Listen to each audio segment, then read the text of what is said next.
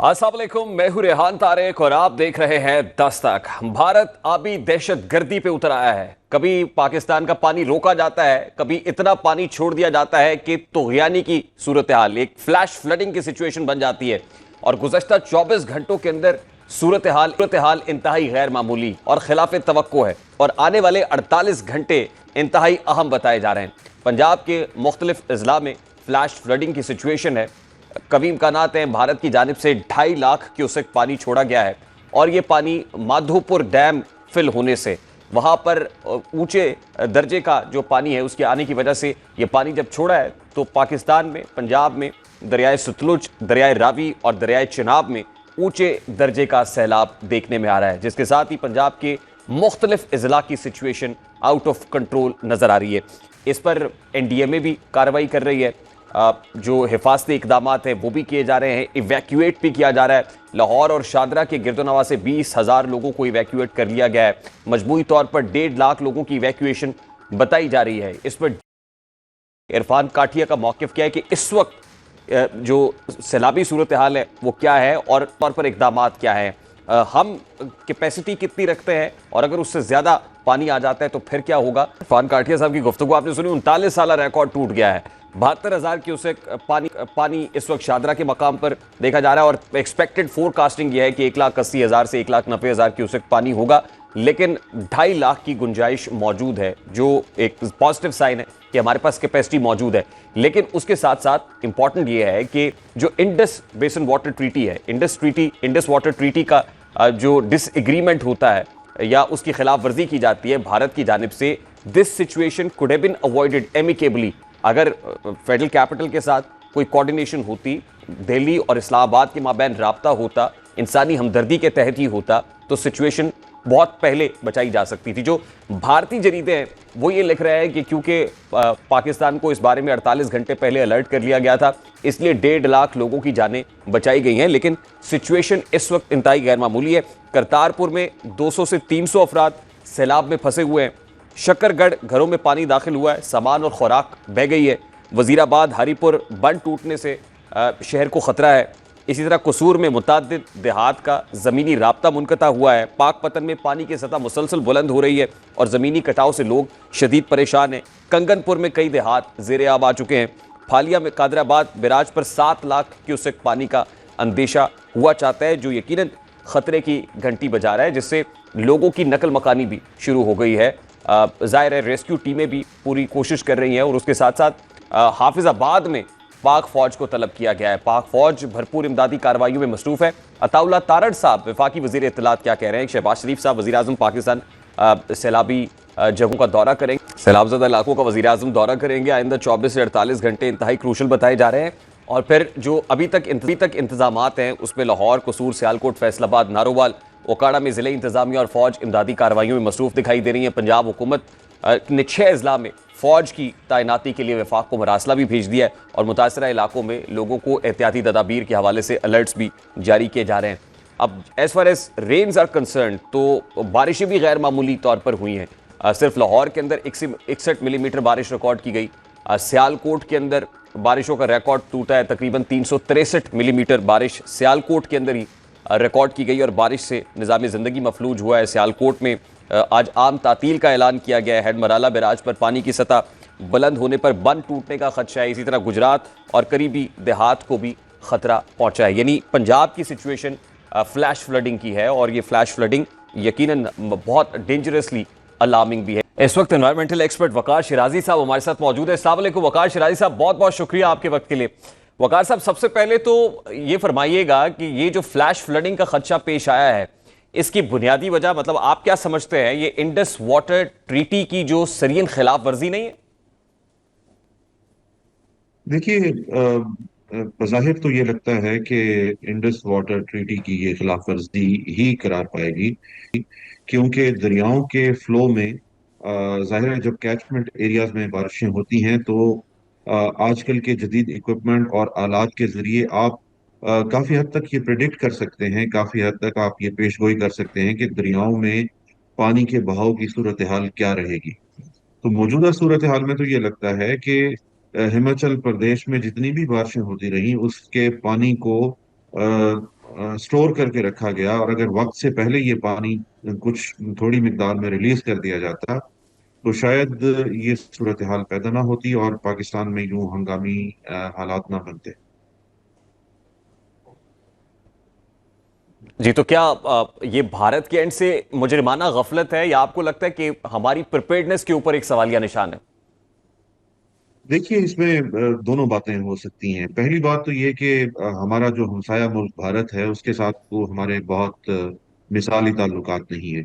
دوسری بات، ہم نے بھارت کے ساتھ ایک سندھ طاس معاہدہ کیا جس میں بنیادی خامی اور سکم یہ تھا کہ ہم نے تین مشرقی دریا جو ہے وہ بالکل سرنڈر کر دیے، ان کے حوالے کر دیے، اور دریاؤں کے بیسن میں یعنی دریاؤں کے نچلے علاقوں میں جو قدرتی بہاؤ دریاؤں کا ضروری تھا وہاں کی مائکرو کلائمیٹ کو بحال رکھنے کے لیے اور بایو ڈائیورسٹی کو بحال رکھنے کے لیے اور پانی کے زیر زمین رساؤ اور ریچارج کو بحال رکھنے کے لیے، وہ بھی ممکن نہیں رہا۔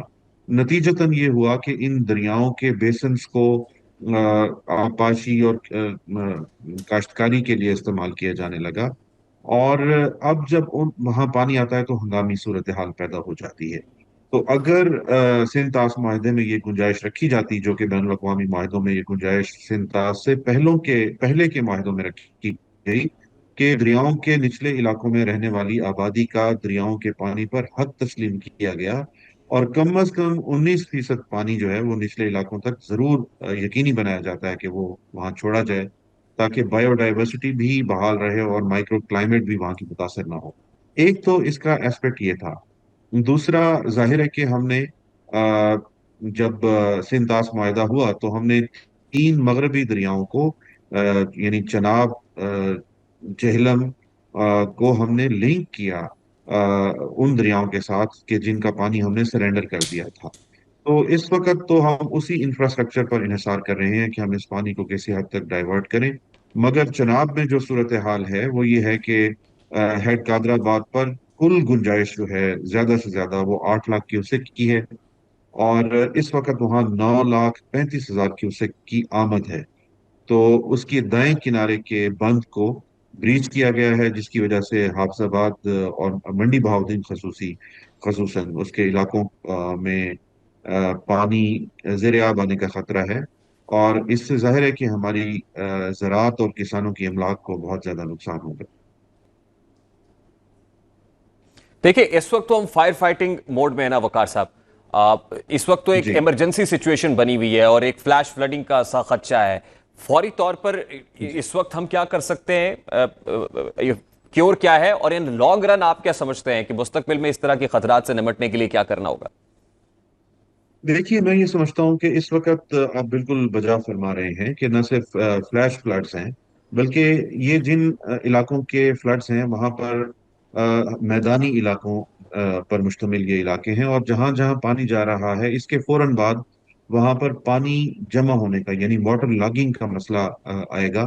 اور ابھی ریسنٹلی تو لوگ ارلی وارننگ سسٹم کے تحت جو ان کو مقامی حکومتیں، ضلعی حکومتیں ایڈوائزری دے رہی ہیں یا وارننگز دے رہی ہیں کہ وہ اپنے علاقوں سے انخلا کریں، ابھی تو یہ دکھائی دے رہا ہے کہ لوگ وہاں سے انخلا کر رہے ہیں۔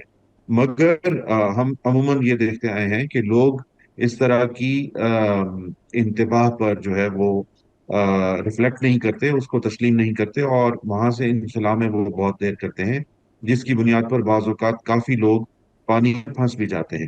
تو اس وقت تو ہم ریسکیو کے مرحلے میں ہیں، اور اس کے بعد ایک ریلیف کا مرحلہ شروع ہوگا، اور آپ جانتے ہیں کہ پنجاب کے 8 اضلاع میں پاک فوج کی خدمات طلب کر لی گئی ہیں تاکہ وہ لوگوں کو محفوظ مقام تک منتقل کریں اور لائف سٹاک کو بھی جتنا بچایا جا سکتا ہے اس کو بھی بچایا جائے۔ مگر اس سے اگلی صورتحال جو پیدا ہونے لگی ہے وہ اگر آپ دیکھیں کہ ان تمام دریاؤں کا پانی پنجنت کے مقام پر دریائے سندھ میں شامل ہوتا ہے۔ دوسری جانب ہم دیکھتے ہیں کہ سوات اور بنیر سے آنے والا پانی بھی اس وقت چشمہ اور تونسا کے درمیان اور تونسا بیراج پر ہے، اور دوسری طرف جو رودکوہی پانی کوہ سلمان سے آتا ہے جو ڈیرہ اسماعیل خان سے لے کر ڈیرہ غازی خان اور اس سے بھی نچلے علاقے راجن پور تک بھی اس کی پوری رینج ہے، وہاں پر بھی شدید بارشیں ہوئی ہیں۔ تو یہ تین اطراف کا پانی جب ملے گا دریائے سندھ میں شامل ہوگا، اور یہ سندھ کے صوبے میں پہنچے گا، جہاں پر ہم دیکھ رہے ہیں کہ 29 اگست تک شدید بارشوں کی پیشن گوئی کی گئی ہے۔ تو وہاں پر سیلاب کی صورتحال پیدا ہو سکتی ہے، اور نہ صرف یہ کہ دریائے سندھ اپنے کناروں سے باہر آ سکتا ہے، بلکہ شدید بارشوں کی پیشن گوئی سے کئی وہاں کے میدانی علاقے بھی زیر آب آ سکتے ہیں۔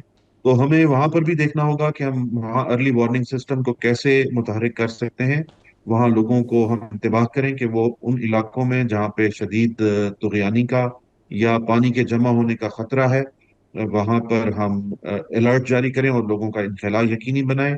اس کے ساتھ ساتھ ہمیں یہ دیکھنا ہوگا کہ وہ علاقے جو زیر آب آ گئے ہیں، وہاں لوگوں تک کیمپس میں نان فوڈ آئٹمس اور فوڈ آئٹمس جو بہت ضروری ہیں وہ کس طرح پہنچایا جائے۔ ہمارے صحت کے اداروں کو بھی متحرک ہونا ہوگا، کیونکہ اس کے فوراً بعد واٹر بورن ڈیزیزز کا مرحلہ آئے گا، پانی سے پیدا ہونے والی بیماریوں کا۔ سیلابی پانی سے نہ صرف یہ کہ تازہ پانی کے جو ذخیرے ہیں، یعنی پینے کے پانی کے جو ذخیرے ہیں، وہ آلودہ ہونے کا خدشہ رہتا ہے۔ اب تو صاف پانی ان علاقوں میں میسر نہیں آتا، جتنے بھی کنویں، ہینڈ پمپ یا بور ہوتے ہیں زیر زمین کے اندر، وہ سب آلودہ ہو جاتے ہیں۔ تو اس پانی کے پینے سے بھی بیماریاں پیدا ہوتی ہیں، اور پھر جہاں پر پانی جمع رہتا ہے وہاں پر مچھروں کی وجہ سے یا آلودہ پانی کے ٹھہرے رہنے کی وجہ سے بھی بالکل ڈاکٹر پیٹ صاحب، یہ کی دست پوسٹ کی، فلڈنگ اسہال ایک کی بڑا بیماریاں خطرہ پیدا ہے جو ہوتی ہیں۔ سر اٹھا رہا ہے، جس طرف آپ نشاندہی کر رہے ہیں، اور یہ بڑی امپورٹنٹ بات ہے۔ ابھی وہ کہتے ہیں ایک اور دریا کا سامنا تھا منیر مجھ کو، میں ایک دریا کے پار اترا تو میں نے دیکھا، اس کے بعد ایک اور سچویشن ہم فیس کر رہے ہوں گے۔ سوال یہ ہے کہ کیا وجہ ہے کہ ہم وقت سے پہلے تیاری نہیں کرتے؟ مطلب ہم کوئی ریزروائرز بنا لیتے یا کوئی چھوٹے ڈیمز تعمیر کر لیتے، پانی کو سٹور کرنے کا کوئی ایسا طریقہ کار ہوتا کہ آج اتنے بڑے پیمانے پر جس تباہی کے دہانے پہ ہم کھڑے ہوئے ہیں، کم از کم اس کو فیس نہ کرنا پڑتا۔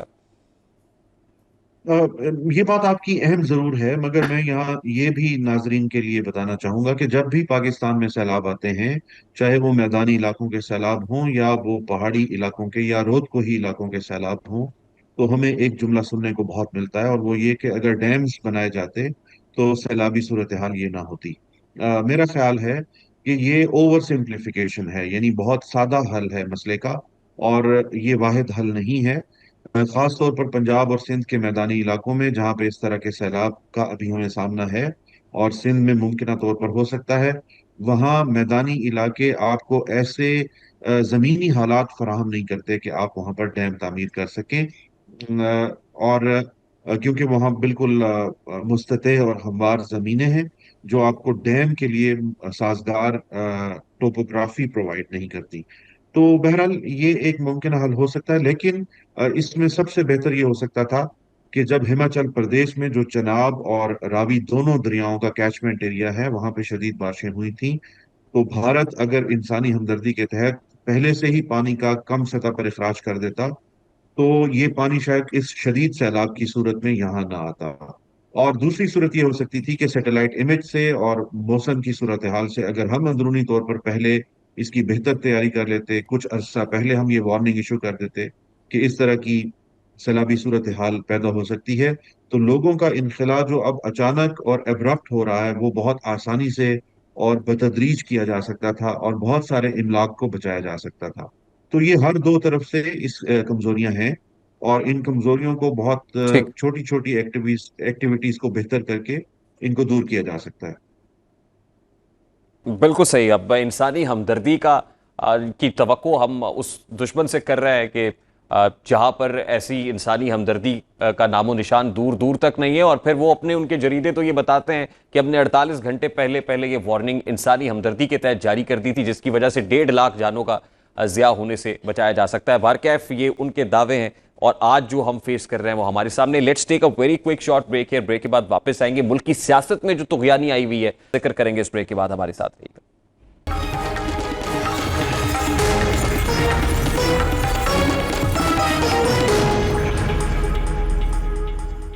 Welcome back. پاکستان تحریک انصاف نے نیشنل اسمبلی کی تمام تر اسٹینڈنگ کمیٹیز، تمام قائمہ کمیٹیوں سے مستعفی ہونے کا فیصلہ کیا ہے، اور یہ بانی پی ٹی آئی کا ڈیسیژن بتایا جا رہا ہے۔ بانی پی ٹی آئی کا یہ ڈیسیژن بھی کوٹ کیا جا رہا ہے کہ انہوں نے بائی الیکشنز کا بائیکاٹ کرنے کا فیصلہ بھی کیا ہے، یعنی پاکستان تحریک انصاف ضمنی انتخابات میں نہیں جائے گی۔ اور اس ڈیسیژن کو بیرسٹر گوہر جو چیئرمین پی ٹی آئی ہیں وہ کنفرم کر رہے ہیں. سب سے پہلے ذرا بیرسٹر گوہر صاحب کی گفتگو آپ کے سامنے رکھتے ہیں کہ گوہر صاحب کیا کہہ رہے ہیں اور کیسے کنفرم کر رہے ہیں کہ بات ڈیسیژن اور الٹیمیٹلی اس ڈیسیژن کو ایگزیکیوٹ کیا جائے گا. آج سے 2-3 روز پہلے تک خاصی کنفیوژن تھی کہ خان صاحب کا یہ ڈیسیژن ہے یا نہیں ہے, لیکن اب chairman P T I barrister Gohar confirm کر رہے ہیں کہ خان صاحب کی انسٹرکشنز ہیں کہ بائی الیکشنز کو کنٹیسٹ نہیں کرنا, بائی الیکشنز میں نہیں جائیں گے. پولیٹیکل کمیٹی نے یہ فیصلہ کیا تھا کہ بائی الیکشنز پی ٹی آئی کو کنٹیسٹ کرنے چاہیے, لیکن خان صاحب کا ڈیسیژن اس سے فرق تھا. اب الٹیمیٹلی ڈیسیژن تو وہی پریویل کرے گا جو بانی پی ٹی آئی کا ہے, اور بیرسٹر گوہر اس کو کنفرم بھی کر رہے ہیں. دوسری طرف امپورٹنٹ بات یہ ہے کہ وہ تمام تر ان پرٹیکولر حماد اظہر صاحب نے این اے 129 سے دستبرداری کا اعلان کیا, لیکن خبریں یہ بھی آ رہی ہیں کہ این اے 129 سے پی ٹی آئی کنٹیسٹ کرے گی, باقی بائی الیکشنز کنٹیسٹ نہیں کرے گی. اور پھر جو اسٹینڈنگ کمیٹی سے مستعفی ہونے کا معاملہ ہے اس پر اسمبلی سیکریٹریٹ کا ورژن یہ آ رہا ہے کہ ابھی تک پاکستان تحریک انصاف کا کوئی بھی ریزگنیشن ان کو موصول نہیں ہوا. اس وقت پاکستان تحریک انصاف کے رہنما امجد خان نیازی صاحب ہمارے ساتھ موجود ہیں. السلام علیکم نیازی صاحب, بہت بہت شکریہ آپ کے وقت کے لیے.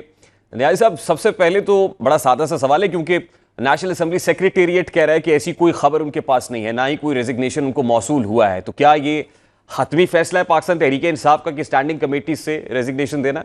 بسم اللہ الرحمن الرحیم. ریحان خان صاحب نے, جیسا کہ آپ کے علم میں ہے کہ کل فیصلہ کیا کہ ہمیں نیشنل اسمبلی کی اسٹینڈنگ کمیٹی سے استعفے دینے چاہیے, تو اس کے بعد چونکہ کل کا دن اور آج کا دن ہے, مختلف ہمیں جو موصول ہو رہے ہیں, انشاءاللہ تعالی آج شام تک کل تک جو ہے تمام پروسیس مکمل ہو جائے گا, اور تمام اراکین اسمبلی جو ہے وہ اسٹینڈنگ کمیٹیوں سے جو ہے مستعفی ہو گئے ہیں.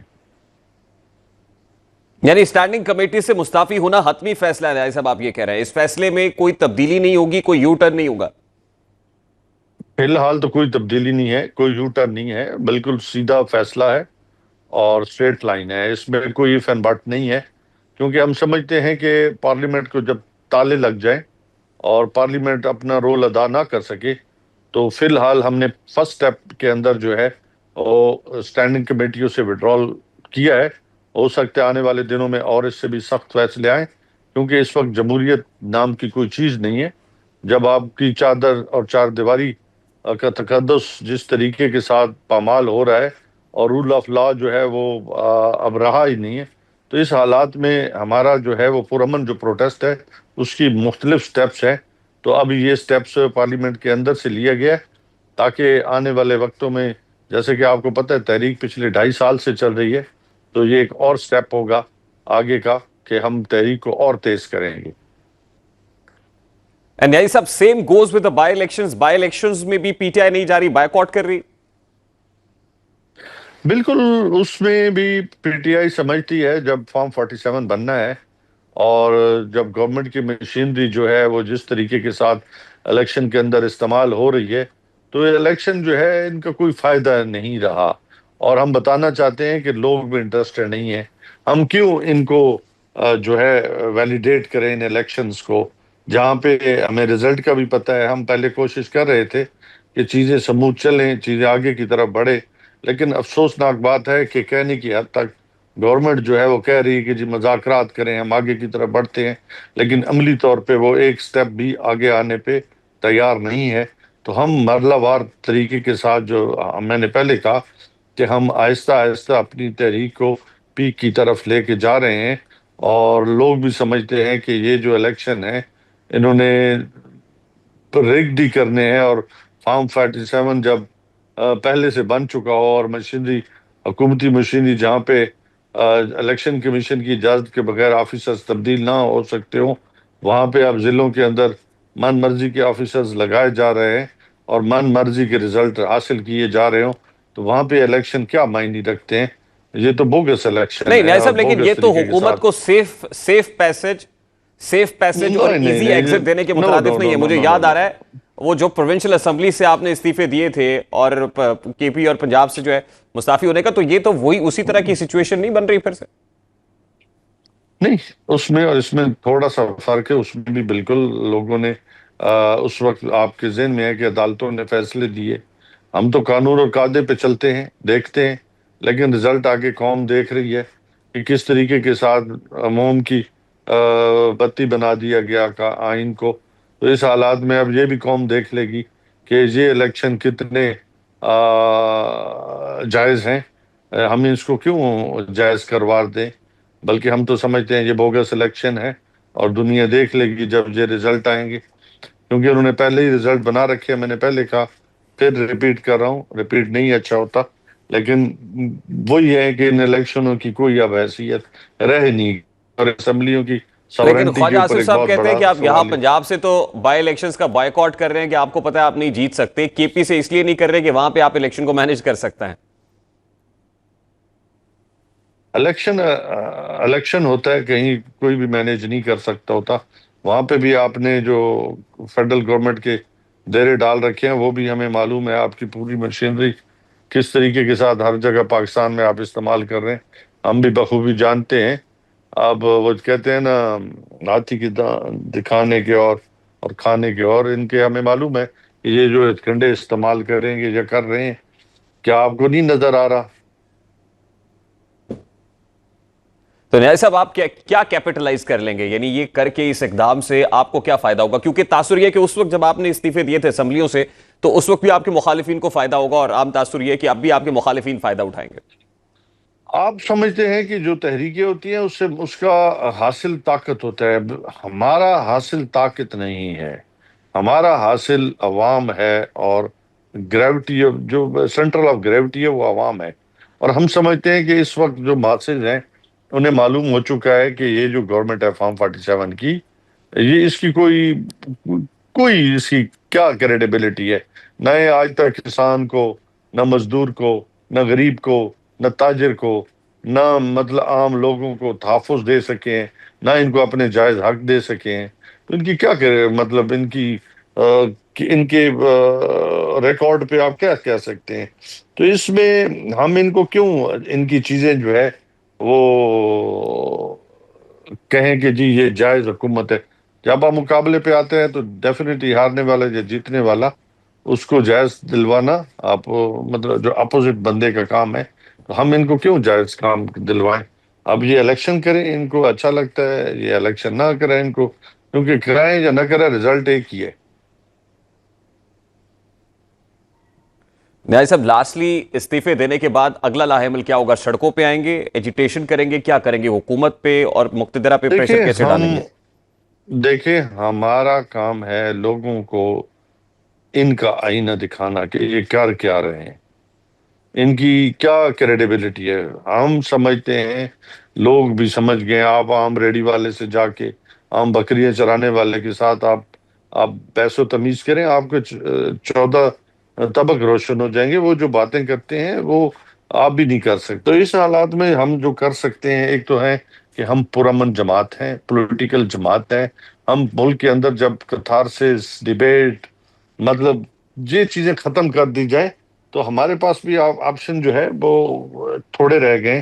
ہم پھر بھی اپنی استطاعت کے مطابق، کیونکہ آج پاکستان کی 90% آبادی عمران خان کے ساتھ کھڑی ہے، ہم بالکل پرامن طریقے کے ساتھ اپنی تحریک کو اسی طریقے کے ساتھ آگے بڑھاتے چلے جائیں گے، پیس آف ٹھیک مائنڈ کے ساتھ۔ میں یہ بالکل میرا ٹھیک فکرہ اور میری باتیں ریکارڈ پہ رہنی چاہیے۔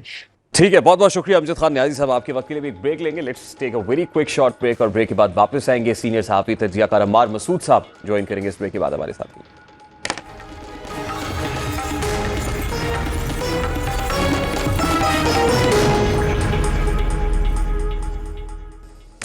Welcome back. اس وقت سینئر صحافی تجزیہ کار عمار مسعود صاحب نے میں جوائن کیا۔ السلام علیکم عمار صاحب، بہت بہت شکریہ آپ کے وقت کے لیے۔ عمار صاحب، سب سے پہلے تو بڑا سادہ سا سوال ہے، پی ٹی آئی نے نیشنل اسمبلی کی اسٹینڈنگ کمیٹی سے مستعفی ہونے کا فیصلہ کیا اور پھر بائی الیکشنز کنٹیسٹ نہیں کریں گے، آپ کو لگتا ہے یہ دانشمندانہ اقدام ہے؟ بالکل بھی دانشمندانہ اقدام نہیں ہے۔ لوگ سیاسی جماعتوں پر ماضی میں بھی ہم نے دیکھا مشکلات آتی ہیں، ہمارے ملک کی تاریخ ایسی ہے، لیکن جب ان کے اوپر مشکلات آتی ہیں تو ان کے پاس جو تھوڑی سی بھی سپیس ہوتی ہے، اس سپیس کے ذریعے اپنی پولیٹیکل سٹرگل کو آگے بڑھاتی ہیں۔ خان صاحب نے جو اقدام کیا ہے یہ کسی طرح بھی جمہوری اقدام نہیں ہے، اور اس کے پیچھے دو ریزنز ہو سکتی ہیں۔ ایک تو اسی طرح کا اقدام خان صاحب نے پہلے کیا تھا جب پنجاب اسمبلی اور کے پی کے اسمبلی توڑ دی تھی، یعنی آپ کے پاس جو پاور تھی، آپ کے پاس جو دو سٹرونگ بازو تھے، آپ نے وہ کاٹ کر پھینک دیے، اور اس کا خان صاحب کو بعد میں نقصان ہوا۔ ابھی صرف یہ نہیں کہ قائمہ کمیٹیوں سے مستعفی ہوئے ہیں، ابھی یہ بھی ہے کہ خبریں آ رہی ہیں کہ لانگ ٹرم میں یا اگلے چند دنوں میں قومی اسمبلی سے، سینٹ سے استعفے کا بھی ارادہ بن رہا ہے، اور ساتھ ہی ساتھ کے پی اسمبلی کے توڑنے کی بھی بات ہو رہی ہے۔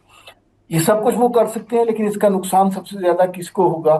اس کا نقصان سب سے زیادہ عمران خان کو اور پی ٹی آئی کو ہوگا۔ کیوں ہو سکتا ہے؟ دو وجوہات ہیں جس پہ لیکن ہمارے صاحب دو ملک کو بھی اینگلز تو ہوگا، ملک میں افراتفری ہوگی، بے چینی ہوگی، بحران ہوگا، کرائسس ہوگا۔ دیکھیے کوئی بحران نہیں ہوتا۔ اس سے پہلے جب آپ نے دیکھا تھا کہ اسمبلیاں توڑی تھیں، راجہ ریاض کو اپوزیشن لیڈر بنا کر کام چلا لیا تھا کہ نہیں چلا لیا تھا؟ کوئی بحران نہیں ہوا تھا، کوئی قیامت نہیں آئی تھی، کوئی کیاس کریٹ نہیں ہوا تھا، 2 مہینے تک پی ڈی ایم کی حکومت چلتی رہی تھی۔ ٹھیک ہے نا، کوئی ایسی قیامت نہیں آئے گی۔ نہیں نقصان لیکن صرف پی عباس ٹی آئی صاحب کا۔ ابھی تو حکومت کو بائی الیکشنز کرانے پڑیں گے سر، اور اس میں ظاہر ہے بجٹ انوالوڈ ہوتا ہے اور ایک پوری ایکسرسائز ہے، پھر سینٹ الیکشنز اور یہ سب چیزیں ہیں، تو ظاہر ہے ایک پورا پروسیس ہے۔ ہاں ہاں، وہ ایک پورا پروسیس ہے، ایک ریاست ہے۔ اگر وہ صرف الیکشن کا خرچہ نہیں اٹھا سکتی تو پھر کس نام کی؟ تو وہ بجٹ اس کے لیے ہوتا ہے، ایسی کوئی پریشانی کی بات نہیں ہے اس کے لیے۔ ہمیں ان چیزوں پہ سوچنا چاہیے کہ یہ کیوں ہو رہا ہے۔ دو اینگل ہیں اس پہ سوچنے کے۔ پہلی بات تو یہ ہے کہ تحریک انصاف کے اقدامات کو سمجھنا بے انتہا مشکل ہے، اس لیے کہ ابھی انہوں نے جو بات کی ہے 2 گھنٹے کے بعد اس سے مختلف بات کر رہے ہوں گے، تو جو میں تجزیہ ابھی کر رہا ہوں 2 گھنٹے کے بعد وہ بالکل نل اینڈ وائڈ ہو جائے گا، کیونکہ وہ کچھ اور بات کر رہے ہوں گے۔ میں صرف یہ جو قائمہ کمیٹیوں سے استعفیٰ دینے کی وجوہات ہیں اس پہ سوچ رہا ہوں، اور 2 وجوہات ہو سکتی ہیں۔ ایک تو یہ ہے کہ خان صاحب کو پتا ہے کہ اس کا فائدہ آپ ضمنی انتخابات نہیں لڑیں گے، اس کا فائدہ کرنٹ سیٹ اپ اور اسٹیبلشمنٹ کو ہوگا۔ اس لیے کہ اپوزیشن میں جب ہوتے ہوئے، اور جبکہ انہوں نے نعرہ لگایا فارم 45 47 کا، اگر ان کا امیدوار ہارتا بھی ہے تب بھی جیت ان کی تھی، اور جیتا ہے تو ظاہر ہے پھر وہ تو ضمنی انتخابات میں حصہ نہ لینے کا فیصلے کا مطلب یہ ہے کہ آپ اس حکومت کو سپورٹ کر رہے ہیں۔ قائمہ کمیٹیوں سے استعفیٰ دے دیں گے، ملک میں کوئی کیاس نہیں کریٹ ہوگا، حکومت کی ہیلپ ہوگی، جو فیصلے کرنے میں انہیں دشواری ہو رہی ہے وہ سہولت ہو رہی ہوگی۔ اس کے حوالے سے لوگ کہتے ہیں کہ خان صاحب اندر سے بات مان چکے ہیں۔ پبلک فیس وہ ہے جو خان صاحب کی ٹویٹ میں نظر آتا ہے، ریئل جو ہے وہ سب کچھ وہ اقدامات کر رہے ہیں جو عمران حکومت کو سپورٹ کرنے کے لیے۔ یہ ایک اینگل ہے سوچنے کے لیے، یہ میرا تجزیہ ہے، خبر نہیں۔ لیکن آپ کے اس اینگل سے تاثر یہ مل رہا ہے، آپ کے اس اینگل سے تاثر یہ مل رہا ہے کہ کہیں ڈیل ہو گئی ہے، کمپرومائز ہو گیا ہے، یا کوئی سمجھوتا ہو گیا ہے جس کا صبر یہ ہے۔ جی اس کا ہاں ایک اینگل تو یہ ہے نا اس کو سوچنے کا کہ خان صاحب وہ سارے اقدامات کر رہے ہیں کہ جو حکومت کو سپورٹ کر رہے ہیں، اور پبلک فیس اپنی ٹویٹ والا رکھا ہوا ہے۔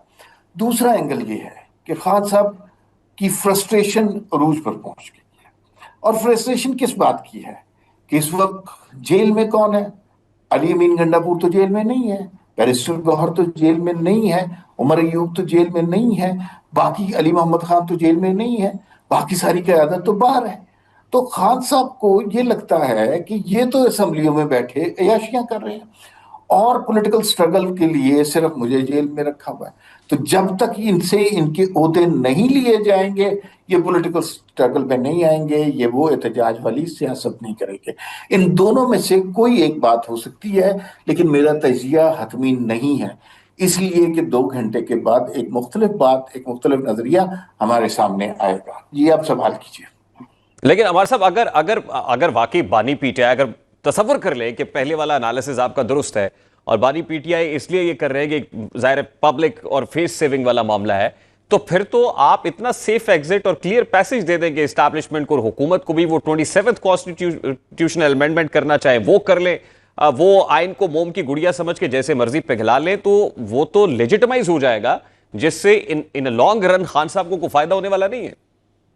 اچھا ابھی ایک لمحے کے لیے آپ اپنے ذہن سے عمران خان کے ٹویٹ کو محو کرتے، آپ مجھے یہ بتائیں کہ اگر عمران خان صاحب پی ٹی آئی ضمنی الیکشن نہیں لڑے گی، اس کا فائدہ کس کو ہوگا؟ اس کا فائدہ اس حکومت کو اور ڈیفینیٹلی گورنمنٹ کو ہوگا، ٹھیک ہے نا، اسی کو فائدہ ہوگا نا۔ تو یہ کس کی، عمران خان کو نہیں پتا کہ اگر یہ کریں گے تو کس کو فائدہ ہوگا؟ تو فائدہ ان کو پہنچایا جا رہا ہے۔ कायमा कमेटियों से अगर इस्तीफे देंगे तो फैसले करने में अगर कहीं कोई दुश्वारी भी हो रही थी वो सारी दुश्वारी खत्म हो जाएगी। तो इसका फायदा किसको होगा? हाँ, अलबत्ता पब्लिक फेस वही है कि वही गालम गलोच वाला और वो सारा कुछ वो ट्विटर है, और ट्विटर वो नहीं हैंडल कर रहे। जाहिर है एक आदमी जेल से थोड़ी ट्विटर हैंडल कर रहा होता है। तो ट्विटर तो हमारे साहब किसी खान और साहब के को इसका कहने क्या पे। फायदा होगा सर? खान साहब को कोई ना कोई जरा रियायतें मिल रही होंगी ना, या खान साहब को ये लगता होगा कि ये सारे ऐशियां कर रहे हैं, मैं जेल में फंसा हूं, तो इनसे भी इनके सरकारी ओहदे लें ताकि ये स्ट्रगल करें। दो ही बातें हो सकती हैं, तीसरी बात का तो इम्कान बहुत कम है। ठीक, लेकिन क्या प्रेशर माउंट करना एस्टैब्लिशमेंट पे भी और हुकूमत पे ये एक बहुत बड़ा मतलब हथियार के तौर पे इसको इस्तेमाल किया जा सकता है, जिसके बाद अल्टीमेटली सड़कों पे हो और एक तहरीक बने और विफाक पे चढ़ाई हो जाए? देखिए, प्रेशर माउंट करना अपोजिशन का काम होता है, सारी दुनिया में करते हैं। इमरान खान ने एक एंटी एस्टैब्लिशमेंट स्टांस लिया हुआ है। अच्छा, अगर किसी स्टेज पर वो स्टांस इतना पॉपुलर होता कि 15 लाख लोग किसी जगह जमा हो जाते तो फिर तो कहते कि कोई इम्पैक्ट पड़ा है उसका। लेकिन अगर हमें ये पता चलता कि उनकी पार्टी का हर बंदा, एंड यू नेम इट, पहली बात तो ये है कि वो एक दूसरे पे टाउट होने का इल्जाम लगा रहे हैं। आपको मैं सीरियसली बताऊं कि पार्टी के अंदर की सूरत हाल ये है, बड़े बड़े नामवर लोग जो हैं वो एक ऐसे कैरेक्टर पे जो खान साहब के बड़े करीब है उस पर ये शक कर रहे हैं कि अगर हम इन्हें फोन करते हैं ये हमारी लोकेशन आगे जाके बता देते हैं। ये पार्टी के अंदर सिचुएशन है, एक दूसरे पे शक का ये आलम है। तो स्टैब्लिशमेंट के खिलाफ नहीं है, स्टैब्लिशमेंट से बेचारे ताउन करने की, मीटिंग करने की कोशिश कर रहे हैं। और इमरान खान साहब भी इसी कोशिश में ना। देखिए, बैरिस्टर गौर से सरे राहे एक मुलाकात हुई थी, उसके बाद देखिए थे कि शादियाने किस तरह बजने शुरू हो गए थे। ठीक ये पॉलिटिकल स्ट्रगल हो ठीक इमरान खान को, तो फिर उसके लिए उन्हें सियासी जमातों से गुफ्तगू करनी पड़ेगी, उसके लिए वो तैयार नहीं है। ठीक। बात उन्होंने एस्टैब्लिशमेंट से लास्टली हमारा सब ये जो की। एस्टैब्लिशमेंट से बात करने की ख्वाहिश है, ये ख्वाहिश बार आ सकती है सर? वेरी क्विकली बताइए, I have to take a break sir. मेरे ख्याल में अगर इमरान खान 9 मई के वाक़े पर माफी मांगे तो फिर ये ख्वाहिश किसी सूरत में शायद पूरी हो सके। लेकिन पहली शर्त यह है ठीक कि आप उस पर माफी मांगे। माफी मिलती है ये नहीं, वो सेकंड स्टेप है। तो पहला स्टेप अभी तक हुआ नहीं है, लिहाजा ठीक। हम सेकंड स्टेप के बारे में हतमी तौर पर नहीं कह सकते। बहुत बहुत शुक्रिया अमान मसूद साहब। Let's take a very quick short break और ब्रेक के बाद वापस आता है।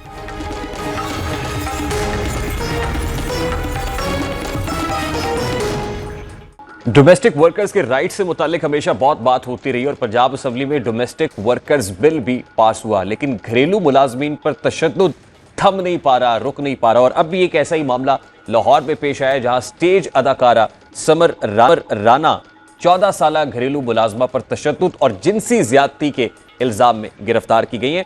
और ये जो FIR का इंदराज है वो थाना नवाब टाउन में हुआ, जिसके बाद पुलिस हरकत में आई और स्टेज अदाकारा को गिरफ्तार कर लिया गया। और इल्जाम यह है कि 5 अफराद ने यहाँ 14 साल घरेलू मुलाजमा से जिनसी ज्यादती की है, तशद्दुद का निशाना बनाया है।